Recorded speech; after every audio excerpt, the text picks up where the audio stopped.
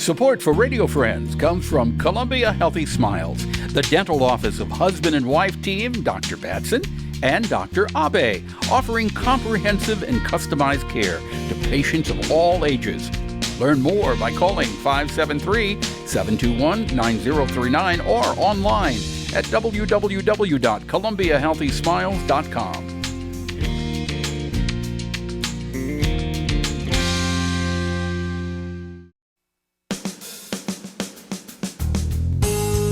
Good morning and welcome to Radio Friends on Wednesday, October the 26th. Good to have you with us today. We've got a very special guy sitting right next to me, Dr. Anand Chockalingam, and he has been on our program for several years now. But before we go any further, I want to say congratulations to Dr. Anand because you were awarded the 2022 Outstanding Teacher of the Year. And I can't think of anybody else who would deserve this more than you. You're Thanks. just a fine, caring gentleman, and I congratulate you for the award. Thanks so much, Paul. Yeah. This award really means the world to me. The reason is I'm a doctor trying to help patients. I'm also a researcher trying to advance the science. But this connecting with medical students and residents and inspiring young minds to think outside the box, I feel that's a real privilege. Teaching is an amazing opportunity for me to stay young and to give back to our society. And when students recognize the value and give us this recognition, it really means a lot to me. Yeah, well, congratulations. And you talk about staying young. You'll be 100 years old, and you'll still look young and feel young because of the way you live and the attitude that you have. That makes all the difference in the world. Since you talked about that, there is this thing called biological aging that is different from our birth certificate. This measures actually how our body has aged using DNA methylation advanced techniques. And we just need one drop of blood to figure out how our body has actually aged. And now this year, we started a course on how to clinically improve, reduce biological aging, in fact, turn the clock back. We did a 4-week course on that, and that is available on our website, highlifejourney.org. You're saying you can actually turn the clock back on your biological age? I've been doing research in heart failure for 20 years. But now, earlier I thought it was more exercise, but now I feel much of that has to do with how we connect with our mind, the subconsciousness, the intuition, and with our diet and eating healthy. We really, all of us have a chance to turn the clock back maybe 5-10 years. And people with heart failure, they're able to turn the clock back 20-30 years if we catch them early enough. Okay. And now we are building this into digital therapeutics modules where a lot of this can be intuitively administered globally. So that's my work that started last year.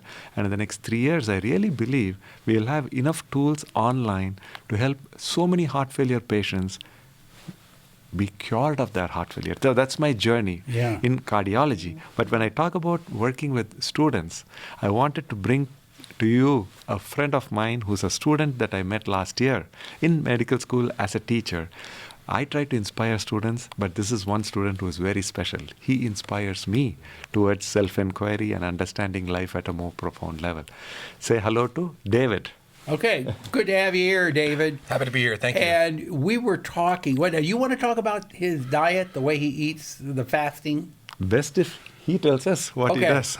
Now, I know Dr. Chockalingam, he is a big person with fasting. Mm-hmm. And you were telling us before we went on, you fast continuously, correct? Yes. So I'd like to start off by saying I'm Dave. I'm one of Dr. Chockaligam's inspired minds that he's taught on last year. I'm a fourth-year medical student hoping to go into family medicine here in central Missouri and take care of the fine people of Missouri continuously.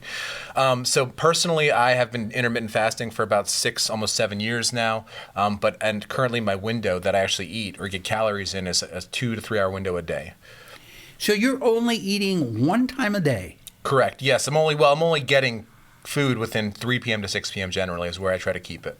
Now, Can you eat any time in that 3-hour period? And as somebody who's, almost 200 pounds, I have to get in a lot of food in that amount of time in order to maintain like muscle mass and those kinds of things. So yes, I'm generally eating for much of that 3-hour window. So you're eating for a 3-hour period. Maybe not the whole time, but yes, it certainly feels like that. But then after 6 o'clock at night, nothing, no calories. Nothing at all. Just water. Until 3 o'clock the next day. Exactly. And that's okay for the body? Not only is it okay, it's given me, this is the show me state, right? And so I want to tell you some of the things that it's done that helps me. It's given me more clarity. It gives me more energy throughout the day. It lets me get more done, and it keeps me focused and off my mind off food. But I think we need to put a disclaimer on there too. Not everybody could do that. Some people who have medical conditions, it's not advised to do that, correct? That's an important disclaimer. You're right. There's people with... So let's make that clear, that if you have a medical problem, you need to eat the way your doctor is telling you to eat. Absolutely. Definitely. But what you're saying is, for you, this has worked out perfectly for you. You're in good health, you have no problems, and you're getting by with eating within a 3-hour period one time a day. Yes, not only has it helped, but it's improved my health. It's made me more resilient. I feel like I get sick less. I feel like I have more energy throughout the day. I know in this country we equate hunger with things like weakness, but I want to tell you that's the opposite. Hunger is a source of strength and productivity that you can get things done in. Rest and digest, which is always the opposite of fight or flight. Rest or digest go together, because when you're eating and digesting food, that's when you should be resting and not getting things done. So if we want to be productive and go out and do things, and we're working out and exercising, all the things we want to do and try to incorporate in our life, then hunger is the state of our bodies, and we're doing those things in. As a whole, we all eat too much, don't we? That's a very relative, I think, statement, but I can probably agree with that, I would say. What do you say to somebody who is thinking about doing what you are doing, or what Dr. Anand Chockalingam does? What do you say before they start any of this? Definitely take it slow. I think that you don't want to rush into things. Do your homework. Talk to people that have done it. See how they feel about it. But absolutely, don't be afraid to try it. Do you recommend they talk to their physician first, their family doctor first? Without a doubt. I think that's a great idea. Okay, so talk to your doctor first before you decide to do anything that drastic, to make sure that your body can handle it.